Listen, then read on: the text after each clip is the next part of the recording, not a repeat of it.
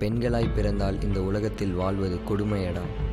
இதற்கு காரணமில்லை பெண்களின் மடமையடா, சில ஆண்களின் கொடுமையடா.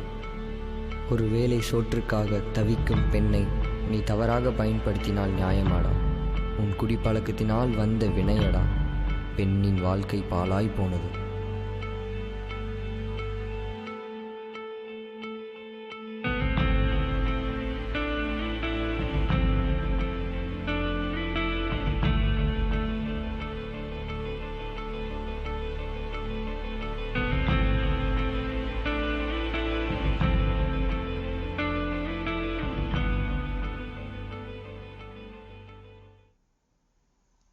என்ன மச்சா இப்படி பண்ணிருக்கானுங்க?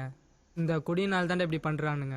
ஞாயிற்றுக்கிழமை கூட வேலை வாங்கி சாவடி. என்னப்பா, என்ன கேஸு? இந்த பொம்பளை ரோட்ல படுத்து கிடந்திருக்கு, குடிகார பசங்க கெடுத்து கொண்டுருக்கிறானுங்க. பிச்சைக்காரியா? ஆமாண்ணே. பிச்சைக்காரியை கூட விட்டு வைக்க மாட்டானுங்கப்பா. குடியால் தானே இப்படி பண்ணுறானுங்க. ஒயின் ஷாப்லாம் மூடிட்டா இந்த பிரச்சனை எல்லா பிரச்சனையும் குறைஞ்சிடும்.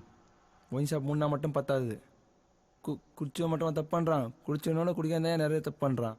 இப்போல்லாம் எவனா தப்பை தட்டி கேட்குறான். முன்னாடி பிரச்சனை நடந்தால் வேடிக்கையாவது பார்ப்பானுங்க. இப்போ அதை கூட பண்ணுறதில்ல.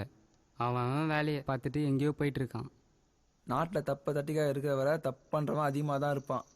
எல்லா நாடும் வாழ்ந்துக்கிட்டே போகுது, நம்ம நாடு மட்டும் அப்படியே இருக்குது. இப்போ கொஞ்சம் பரவாயில்ல, அதான் டெக்னாலஜிலாம் வந்துருச்சுல.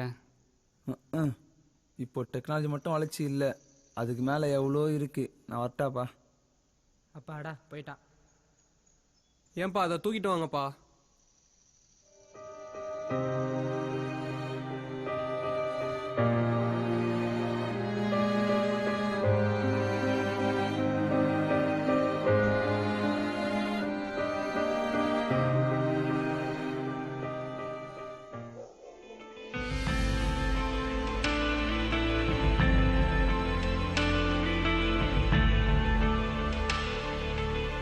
அனாதையாக நிற்கும் இந்த குழந்தைக்கு ஆதரவு யாரடா?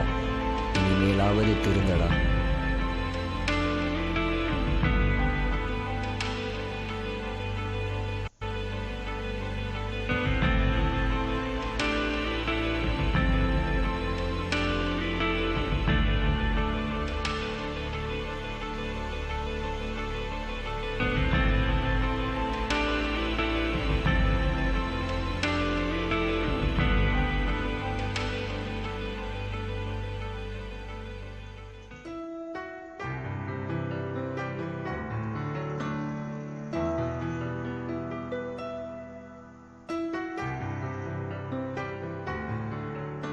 என்ன படம்டா போட்டாங்க?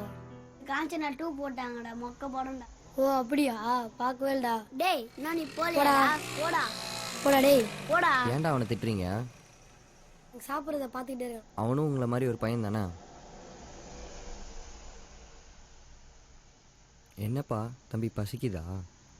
அவங்க சாப்பிட்றது வேணுமா? அப்போ என்ன வேணும்? பின்ன அவன் பேக் வேணுமா? படிக்க வச்சா படிப்பியா?